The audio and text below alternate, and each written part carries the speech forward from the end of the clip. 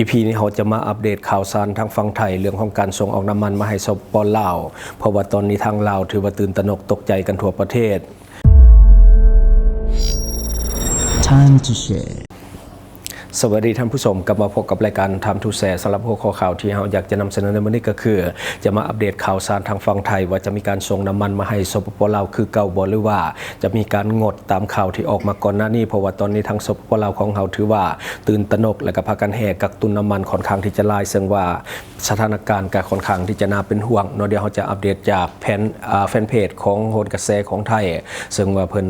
ได้อัปเดตข้อมูลเอาไว้ก็คือรถขนส่งน้ำมันเชื้อไฟจอดท่าอยู่หน้าด่านเตรียมที่จะส่งให้ลูกค้าสปป.ลาวภายหลังกองทัพภาคที่2ผ่อนผันและก็มาเจอกับคำสั่งของกระทรวงพลังงานต่อ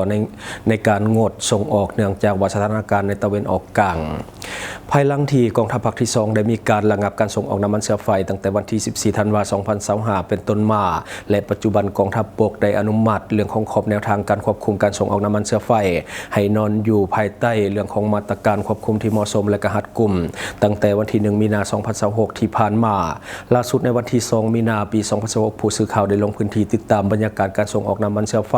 ไปยังฝั่งสปป.ลาวทางด่านทาวรซองเมฆอำเภอสิรินธรจังหวัดอุบลราชธานีของประเทศไทยบรรดาผู้ประกอบการน้ำมันจากสปป.ลาวเริ่มมีคำสั่งซื้อน้ำมันให้กับสปป.ลาวตั้งแต่วันที่1มีนาคม2026แต่เนื่องจากว่าวันที่1มีนาคม2026เป็นวันอาทิตย์จึงยังบ่มีการส่งออกน้ำมันไปยังต่างไปสปป.ลาวแต่อย่างใดนอกแต่ว่าแหล่งข่าวในพื้นที่เปิดเผยว่าในมื้อนี้มียอดสั่งน้ำมันจากสปป.ลาวโดยรถบรรทุกน้ำมันประมาณ20คันหรือว่าประมาณ200,000 ลิตรมาจอดท่าเพื่อที่จะข้ามไปส่งให้ลูกค้าอยู่ฝั่งสปป.ลาวแต่ว่าล่าสุดก็คือโดยสถานการณ์ที่มันเข่งตึงในตะวันออกกลางทานอัธพล เลิกพิบูลรัฐมนตรีว่าการกระทรวงพลังงานของไทยได้สั่งการด่วนในการเริ่มมาตรการเรื่องของการระงับการส่งออกน้ำมัน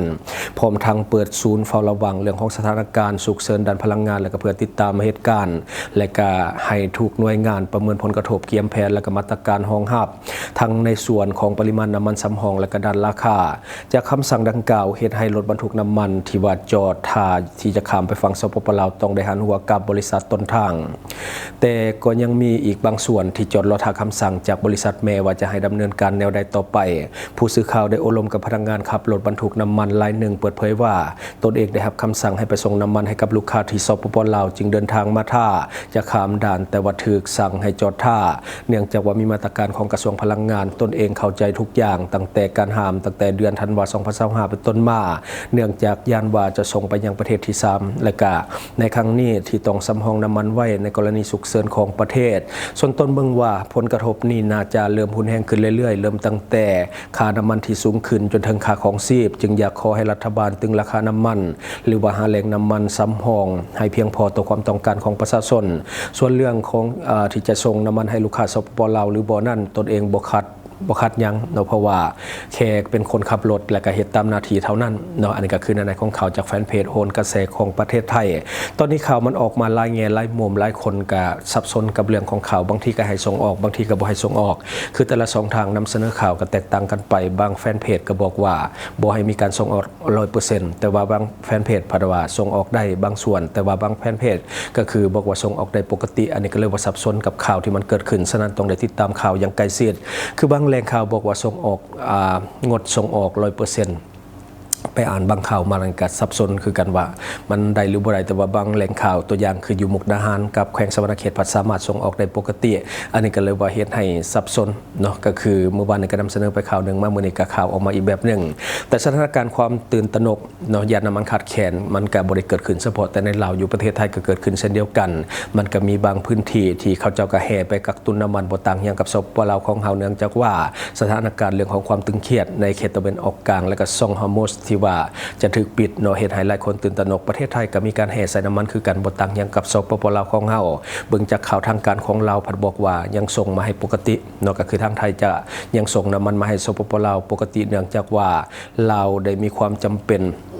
กับไทยบ่ต่างหยังกันเนาะก็คือเนื่องจากว่าลาวและไทยนี่มีความจำเป็นบ่แตกต่างหยังกันก็คือลาวนำเข้าน้ำมันจากประเทศไ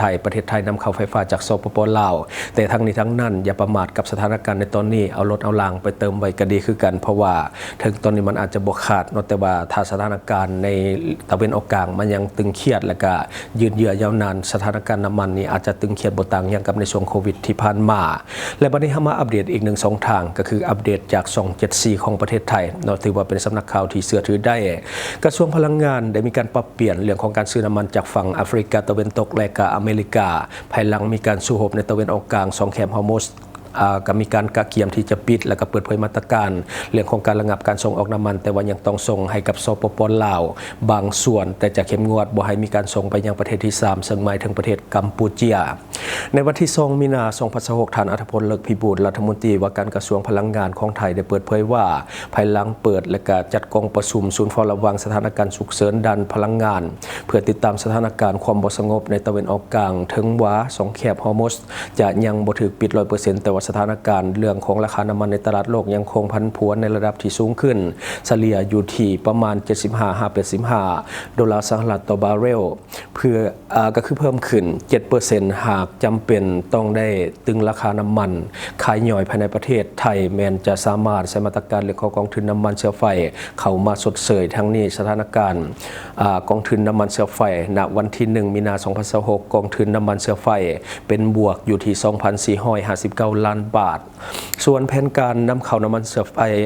ขออภัยส่วนสถานการณ์นำเข้าน้ำมันดิบจากตะวันออกกลางในเดือนมีนานี้เนื่องจากว่าความกังวลถึงความปลอดภัยของเรือที่ว่าต้องแล่นผ่านสองแคบฮอร์มุซได้วางแผนก็คือเป็นเปลี่ยนมาเป็นซื้อน้ำมันจากฝั่งแอฟริกาตะวันตกและก็อเมริกาซึ่งคาดว่าจะสามารถจัดหาและก็จัดส่งได้ภายในท้ายเดือนเมษายนนี้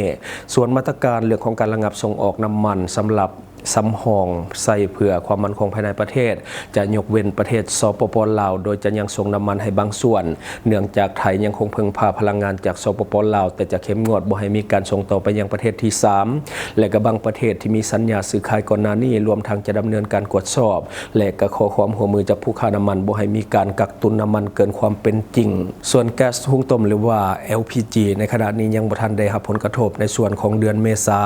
จะใช้วิธีบริหารจัดการจากโครงการและก็ปิโตรเคมีรวมทั้งหาซื้อเพิ่มเติมจากแหล่งปิโตรนัสของมาเลเซียด้าน LNG ที่ไทยต้องนำเข้าจากกาตาร์และก็ต้องผ่าน2แคมป์ฮอร์มุซนั่นอยู่ระหว่างของการตรวจสอบว่าจะสามารถดำเนินการได้หรือบ่แต่ก็ได้เจรจาจัดหาสปอร์ต LNG จากรายอื่นเช่นอเมริกา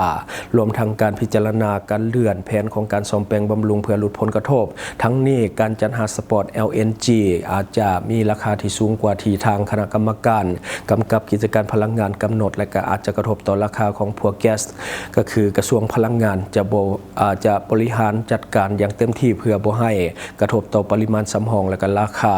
ส่วนด้านไฟฟ้าคาดว่าความต้องการไฟฟ้าสูงสุดก็คือช่วงที่มันพีคที่สุดจะอยู่ที่ประมาณ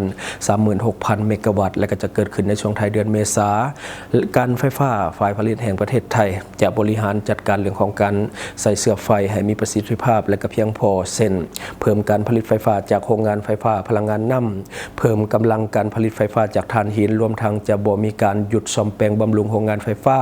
ในช่วงเวลานี้และก็ในด้านของการบริหารจัดการการใช้พลังงานเพื่อการลดการนำเข้าเสื้อไฟกระทรวงพลังงานขอความร่วมมือภาคเอกชนและก็ภาคอุตสาหกรรมปรับแผนในการผลิต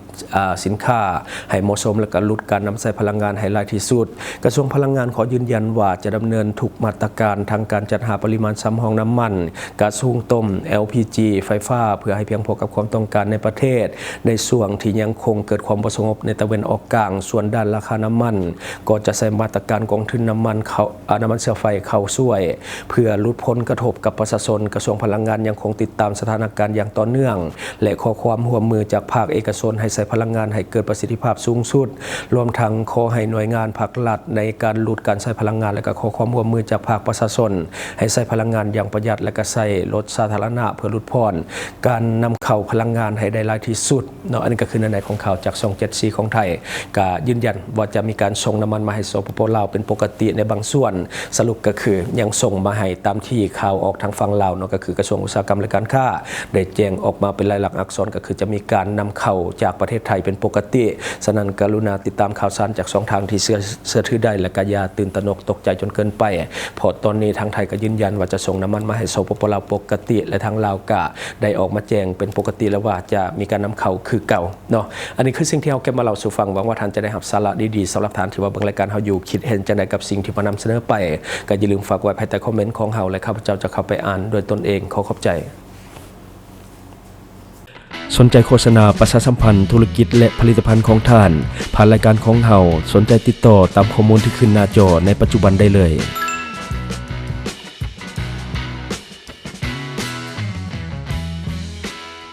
อยู่เมืองลาวใช้แต่เงินกีบลาวและส่งเสริมผลิตภัณฑ์ภายในเพื่อลดพรการนำเข้าสินค้าและแก้ปัญหาเงินตา Subscribe for more video.